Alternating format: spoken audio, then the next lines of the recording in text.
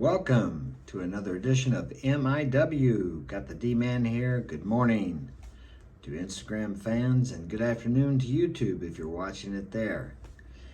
Today's topic is Highways of the Inner World by Neville Goddard, Secret of Imagining. I love this guy. He's great.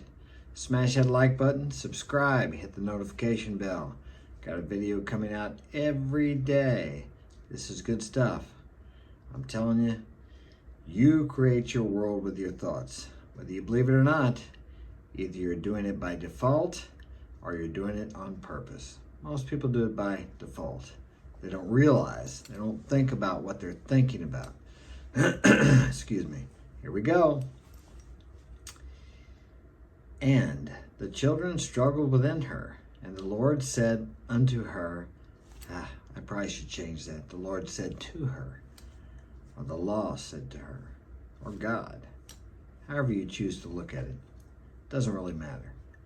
Two nations are in your womb, and two manner of people shall be separated from thy bowels, your inner self. And the one people shall be stronger than the other people, and the elder shall serve the younger. That's in Genesis 25, 22, 23, for those who want to check it in the Bible. Duality is an inherent condition of life. Everything that exists is double. Man is a dual creature with contrary principles embedded in his nature. The war within him and present attitudes to life which are antagonistic. This conflict is the eternal enterprise, the war in heaven, the never-ending struggle of the younger or inner man of imagination to assert his supremacy over the elder or outer man of sense. You have two beings within you, the being of sense, touch, smell, sight, sound, and the spiritual man, or the metaphysical man. The first shall be last, and the last shall be first. Matthew 19:30. He it is who coming after me is preferred before me.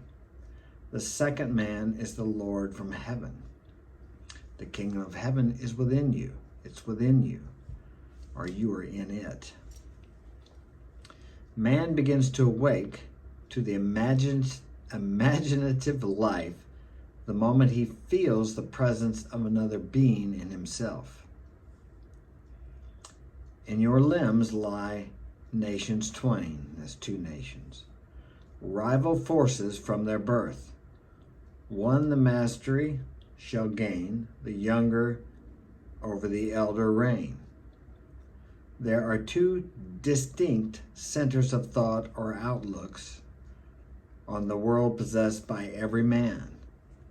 The Bible speaks of these two outlooks as natural and spiritual. Natural and spiritual. You have the physical senses and the spiritual man, which does not adhere to logic. The natural man receiveth not the things of the Spirit of God, for they are foolishness to him, neither can he know them, because they are spiritually discerned. Man's inner body is as real in the world of subjective experience as his outer physical body is real in the world of external realities, but the inner body expresses a more fundamental part of reality. This existing inner body of man must be consciously exercised and directed. The inner world of thought and feeling to which the inner body is attuned has its real structure and exists in its own higher space. There are two kinds of movement, one that is according to the inner body and another that is according to the outer body. The movement which is according to the inner body is casual, but the outer movement is under compulsion. The inner movement determines the outer which is joined to it. bringing into the outer a movement that is similar to the actions of the inner body. Inner movement is the force by which all events are brought to pass. Outer movement is subject to the compulsion applied to it by the movement of the inner body. Everything that you do is actually done before you physically do it. It's done within you. Every thought, every action, everything that you take, that you do, is done before you ever do it, if you can understand that. You think you're making the decision with your conscious mind, but it's already been made by your subconscious or your superconscious or the man within. Whenever the actions of the inner body match the actions which the outer must take to appease desire, the desire will be realized. Do not negate your desires. Do not condition your desires. No matter how big they seem, no matter how impossible it may seem to achieve them, do not negate your desires. Every desire within you was given to you. Every desire within you, you can achieve. You would not have the desire. If it's a true desire, could you not achieve that desire? You have to believe in yourself, trust yourself, and believe in the power within you, because that's where it lies, within you. It's not out there. The power is within you to create, to have, to be whatever you desire to be. Oh, and you may say to me, well, Mark, if I desire to be a pro basketball player, I'm only 5 foot tall and I'm 60 years old. You're telling me I could be that? Yes, if you had that true desire. But you and I both know you don't really have that true desire. You may have a desire for that, but it's a false desire. But what you would do is set out in that direction. If you really believe that's your desire, take a step in that direction, and you will be led to what your true desire is. That's the main stoppage point or problem with people, is they don't see how they're ever going to get there, although all of them knows the first step, whether it be to read a book, to make a call, to do a push-up, to watch a YouTube video. But because they don't know the whole plan, they won't even take the first step. And I will quote my man once again, Martin Luther King. You don't have to see the whole staircase, just take the first step. And then you can see the next step. Step out in belief or faith, if you like. Construct mentally a drama which implies that your desire is realized, and make it one which involves movement of self. Immobilize your outer physical self. Act precisely as though you were going to take a nap, and start the predetermined action in imagination. A vivid representation of the action is the beginning of that action. Then, as you are falling asleep, consciously imagine yourself into the scene. The length of the sleep is not important. A short nap is sufficient. But carrying the action into sleep thickens fancy into fact. You can get yourself into a meditative state, or right when you wake up or before you go to sleep, your mind is in what they call alpha. It's more suggestive. So whatever you're thinking as you fall asleep or as you're in a deep meditation will be more, easier supplanted into your subconscious mind, which really is what runs your life. Although you think you're making the decisions, you're actually not. At first, your thoughts may be like rambling sheep that have no shepherd. Don't despair. Should your attention stray 70 times 7, bring it back 70 times 7 to the predetermined course until, from sheer exhaustion, it follows the appointed path. The inner journey must never be without direction. You have to direct your thoughts, whether sleeping, awake. Well, of course, when you go to sleep, you have no control, except when you're dreaming. Sometimes you have what lucid dreams, you can control your thoughts in there. But generally, once you fall asleep, you don't. But before you fall asleep, you do have that. If you can get yourself into a meditative state, which I know you can because I do it all the time, where you're like dozing off and supplant those affirmations and those thoughts at that moment, that's where they make the most difference. And what you will find is throughout the days ahead, you will have intuitive thoughts, you will meet people, opportunities will arise that will be congruent with your goals, your dreams, your visions. Maybe they were always there, but you didn't see them before because you didn't program yourself. The subconscious mind is like a homing device on a missile. Once you set the target, it somehow or another finds it by its own strength or power or direction. The inner journey must never be without direction. When you take to the inner road, it is to do what you did mentally before you started. You go for the prize you have already seen and accepted. You have already seen and accepted it within yourself. As with everything, look around the room right now. That was all created within someone's mind before it ever became an outer reality. That is such a simple concept, but yet people seem to forget that.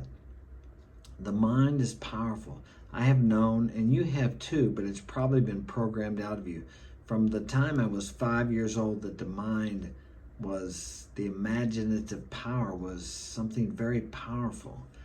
But what do you hear when you're growing up? Oh, you got too much imagination. Quit daydreaming. Actually, what they should teach in school is how to be more imaginative, how to use that imagination, because that is what creates the world and everything in the world. The dreamers. We would not live in America today, United States, were it not for the dreamers who thought that maybe there were other lands, new worlds out there. But you better not go. The earth's flat. You'll fall off the edge. The logical people. So there you go. There's one example right there among many, many others. Thousands of examples over the years of people who were imaginative and created new worlds and new lives and new inventions, and ad infinitum. It goes on forever, and it will not stop as long as we are a human race on this earth. When you take the inner road, it is to do what you did mentally before you started. You go for the prize you have already seen and accepted. I think I read that, but that's good stuff. Good for you to hear it twice. I need to hear it too. In The Road to Xanadu, Professor John Livingston Lowe says, "But I have long had the feeling, which this study had matured to a conviction, that fancy and imagination are not two powers at all, but one. This valid distinction which exists between them lies, not in the materials with which they operate, but in the degree of intensity of the operant power itself, which is you. Working at high tension, the imaginative energy assimilates and transmutes. Key low, the same energy aggregates and yokes together those images which at its highest pitch it merges indissolubly into one. Fancy assembles, imagination fuses." Here is a practical application of this theory. A year ago, a blind girl living in the city of San Francisco found herself confronted with a transportation problem. A rerouting of buses forced her to make 3 transfers between her home and her office. This lengthened her trip from 15 minutes to 2 hours and 15 minutes. She thought seriously about this problem and came to the decision that a car was the solution. She knew that she could not drive a car, but felt that she could be driven in one. Putting this theory to the test, that whenever the actions of the inner self correspond to the actions which the outer physical self must take to appease desire, that desire will be realized. She said to herself, I will sit here and imagine that I am being driven to my office. And you're asking me, right? You're thinking, so you're telling me, Mark, all I have to do is imagine it and it will come to pass. That's what I'm saying. But not just once and then get done and finish and think, well, it's not here. That doesn't work. No, you imagine it over and over, once or twice a day, like planting a seed in the ground, and then you walk away from it. When you put a seed in the ground, you don't sit there and think, well, is it coming up yet? I wonder when it's going to come up. And you look down there at the seed. Well, it's not up yet. You run out there in the morning. Is it up yet? No, it's not up yet. No, you plant the seed, you walk away, and you believe that nature, God, the universe, the earth, whatever, is going to make that seed come up. The same way with your desires. You plant that desire within yourself, within your subconscious mind, and then you let it go. And it will come of its own accord by a power that you don't understand in a way that you can't even imagine usually. You don't have to make it happen. If you're supposed to take any action, you will get intuitive nudges, and you have to follow those, no matter how ridiculous they seem. I mean, unless you're intuitively nudged to go to the bank and rob it. But you understand what I'm saying. Okay, so this girl. Sitting in her living room, she began to imagine herself seated in a car. She felt the rhythm of the motor. She imagined that she smelled the odor of gasoline, felt the motion of the car, touched the sleeve of the driver, and felt that the driver was a man. She felt the car stop and, turning to her companion, said, "Thank you very much, sir," to which he replied, "The pleasure is all mine."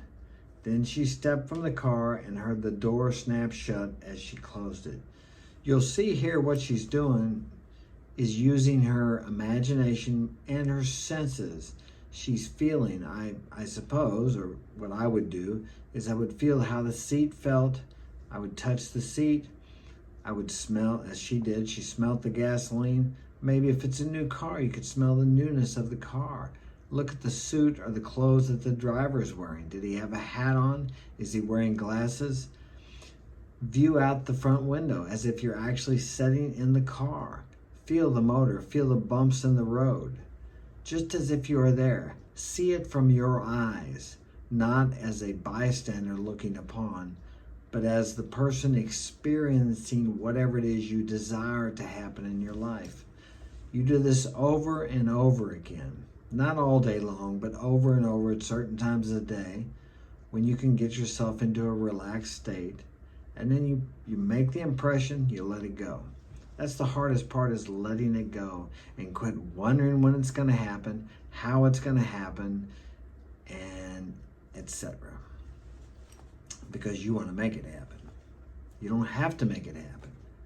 She told me that she centered her imagination on being in the car and, although blind, viewed the city from her imaginary ride. She did not think of the ride, she thought from the ride, and all that it implied. This controlled and subjectively directed purposive.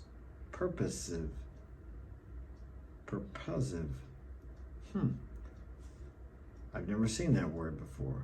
Purposive ride. A ride on purpose. Strange. Okay. Raised her imagination to its full potency. She kept her purpose ever before her, knowing there was cohesion and purposive in her movement. In these mental journeys, an emotional continuity must be sustained. The emotion of fulfilled desire, expectancy, and desire were so intensely joined that they passed at once from a mental state into a physical act. The inner self moves along the predetermined course best when the emotions collaborate. You have to feel this happening. Feel as if it's happening. Actually be there in imagination. You have an imagination. If you can't see it, then feel it. But if you can see it, feel it, experience every sense, as I said, touching the seat, Maybe you have the window down, the wind blowing through the window, your hair moving, the sounds of the other cars out on the street, the horns honking, the buildings, the people walking on the sidewalks, everything. As I said, the bumps in the street. Maybe the driver has the radio on, the music playing on the radio. Experience everything as if you were there. There's so many things coming into your senses when you are awake that you don't even realize it. But your mind actually filters out all these things. Because if you would have like oversensory, you would be driven crazy if you actually were consciously aware of all the input coming into your mind at one time. But when you're doing these visualizations, you want to try to experience everything you can think of, everything as if you were there. Feel it, hear it, smell it. Is there a smell in the car? As I said before, does it smell new? Is it old? Does he smoke cigarettes so you smell the musty smell of cigarette smoke in there? How does the floor feel on your feet? What kind of shoes are you wearing? What kind of clothes are you wearing? Do you have a ring on your finger? If you're a woman, are your nails fixed? If you're a man, are your hands rough, smooth? Look at your hands. Look at the sleeves on your clothes. What kind of pants are you wearing? All these things, feel these things, experience it as if you were there in the world of reality, what we call reality. The real reality is in your imagination. Everything else is just an outpouring or an expression of what you've already imagined or what you've thought, what your dominant thoughts are. Okay, on 2 consecutive days, the blind girl took her imaginary ride, giving it all the joy, the feeling. She's so happy to have a ride to work. And sensory vividness of reality. A few hours after her second imaginary ride, a friend told her of a story in the evening paper. It was a story of a man who was interested in the blind. There's an opportunity that comes up. The blind girl phoned him and stated her problem. The very next day on his way home, he stopped in at a bar, and while there had the urge to tell the story of the blind girl to his friend, the proprietor, a total stranger. On hearing the story, volunteered someone else in the bar, not the proprietor, volunteered to drive the blind girl home every day. The man who told the story then said, "If you will take her home, I will take her to work." That was over a year ago, and since that day, the blind girl has been driven to and from her office by these 2 gentlemen. Now, instead of spending 2 hours and 15 minutes on 3 buses, she is at her office in less than 15 minutes. And on that first ride to her office, she turned to her good Samaritan and said, "Thank you very much, sir." And he replied, "The pleasure is all mine." The exact same way she imagined it. Now, it doesn't always happen exactly how you imagine it, but usually, if it doesn't happen exactly, it happens better than you can imagine. Always there's something better than you can imagine. And in reverse, what you fear is imagination in a fearful sense, you draw that to yourself. And sometimes what you fear, what happens is something worse than what you fear. It depends how much emotion and visualization you put into it. Worry and fear is just faith and belief in reverse. It's belief in the wrong thing. But that too will attract to you what you don't want. Belief, faith is a magnet. Hope you've enjoyed this. Smash that like button, subscribe. If you're on Instagram, leave a comment. We got more videos coming out every day. And if you'd like to get my help personally, Mark's Inspirational Guidance at gmail.com. Pick up a copy of my book on Amazon. It is an inspirational adventure story as well as instructional. There are many life lessons in there. I wrote it with the intent of helping people. And it's not just a story. It is an instructional story of wisdom and life's lessons which you can use in your everyday life when making decisions and and when you come to turning points in your life. So pick it up on Amazon. Have a great day.